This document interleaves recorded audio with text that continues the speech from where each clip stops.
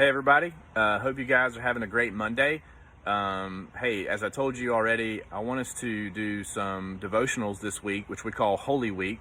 And I think it'd be really cool to just take a few minutes each day to look at what actually happened on Monday, Tuesday, Wednesday, Thursday, and Friday, the last week of Jesus's ministry here on earth before he was crucified. So all of this is leading, of course, to Friday. And don't forget, Friday night, we're going to have our Good Friday prayer service live streamed at 7 p.m. So I'm looking forward to that. It'll be really cool.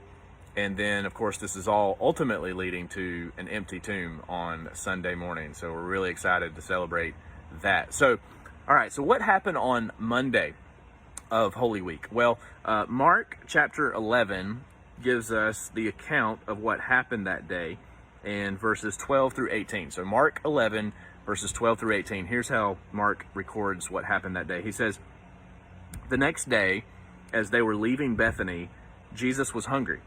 So just to put it in context, Jesus and the disciples were staying, they were spending the night that week, every night in Bethany, which is a few miles outside of Jerusalem, most likely staying with his friends Lazarus and Martha and Mary at their house probably. But anyway, so they're walking now to Jerusalem, or traveling to Jerusalem. Remember, the day before, Palm Sunday, Jesus had rode into town on the donkey, and everybody was praising him. Of course, most people thought he was going to be some kind of military deliverer and leader for them. But we know that's not why Jesus came to earth. He came to save them from their sins. But that's not really what everyone was thinking. So here's what happened on Monday, the day after that triumphal entry. So Mark says, "The next day, as they were leaving Bethany, Jesus was hungry. Seeing in the distance a fig tree in leaf, he went to find out if it had any fruit. When he reached it, he found nothing but leaves, because it was not the season for figs. Then he said to the tree, 'May no one ever eat fruit from you again.' And his disciples heard him say it." On reaching Jerusalem, Jesus entered the temple courts and began driving out those who were buying and selling there. He overturned the tables of the money changers and the benches of those selling doves, and would not allow anyone to carry merchandise through the temple courts. And as he taught them, he said, "Is it not written, 'My house will be called a house of prayer for all nations'? But you have made it a den of robbers." The chief priests and the teachers of the law heard this and began looking for a way to kill him, for they feared him, because the whole crowd was amazed at his teaching. When evening came, Jesus and his disciples went out of the city.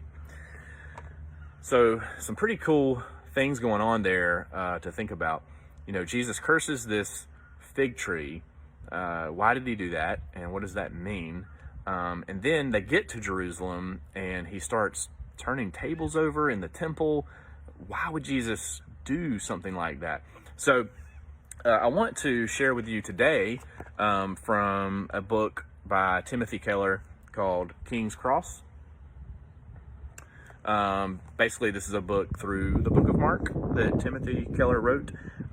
So he explains these two things happening, the curse of the fig tree and Jesus clearing the temple, in a pretty neat way that I thought was really cool to share with you. So he says, "When Jesus walked in, or into the temple, he would immediately have seen great throngs of people buying and selling animals at dozens of stalls, and exchanging foreign currencies at money changers' tables." Now, you have to keep in mind, this was during Passover week, right? So on the week of Passover, thousands and thousands of people would come to Jerusalem, right? So the population of the city would have been far greater this week than it would have been any other week in terms of the amount of people in the city. So lots of people are in Jerusalem, lots of extra people are there, and especially in the temple court. And basically in the outer court was called the court of the Gentiles. And so that was the only part of the temple that non-Jewish people could enter into. And so that's where this money changing is taking place. So Keller says, thousands of people flooded into Jerusalem, bringing and buying tens of thousands of animals to be sacrificed. The ancient historian Josephus tells us that in Passover week one year, 255,000 lambs were bought, sold, and sacrificed in the temple courts. That is a lot of lambs. That's a lot of blood being shed there in the temple courts. So Jesus's reaction, he says, think of how tumultuous, loud, and confusing our financial trading floors are. So like, think of the New York Stock Exchange. You've seen videos or pictures of people in there. And then add livestock. This was the place where the Gentiles were supposed to find God through quiet reflection and prayer, right? In that temple court, in the temple. So Jesus' reaction to all this was to start throwing the furniture over. Now, all right, imagine the leaders hurrying to him in panic. What's going on? Like, why are you doing this? So he quoted from the prophet Isaiah in reply, "My house will be called a house of prayer for all nations." That is, for the Gentiles. We are told this amazed those who heard him. Why? Well, for one thing, it was popularly believed that when the Messiah showed up, he would purge the temple of foreigners. Instead, here is Jesus clearing the temple for the Gentiles, acting as their advocate. All right, so I'm going to skip over a few pages and go to where he starts to kind of describe some of the significance of this and how the fig tree relates to that. So he says, what is this lesson about? Jesus finds the fig tree not doing its appointed job. The tree became a perfect metaphor for Israel, and beyond that, for those claiming to be God's people, but who do not bear fruit for him. Jesus was returning to a place that was religiously very busy, so the temple, just like most churches are. Tasks, committees, noise, people coming and going, lots of transactions, but the busyness contained no spirituality. Nobody was actually praying. There are many things we do that can appear to be signs of real belief, but can grow without real heart change. Evidently, we can be very busy in church activities without real heart change and without real compassionate involvement with others. Later that day, Jesus would clear the temple of all that fruitless activity. He would take the private object lesson of the fig tree and turn it into a necessary public spectacle. Jesus is saying that he wants more than just our busyness. He wants the kind of character change that only comes from realizing that you have been ransomed. So I think Keller's spot on in what he's saying here. You know, we see Jesus curse the fig tree, and it's because it wasn't bearing fruit. And that was symbolic action showing that Jesus is not okay with his people not bearing fruit, even though on the outside, like the fig tree had leaves and should have had fruit, on the outside it looks as if it would have fruit. It looks as if it would be holy on the inside, but really it's withering away.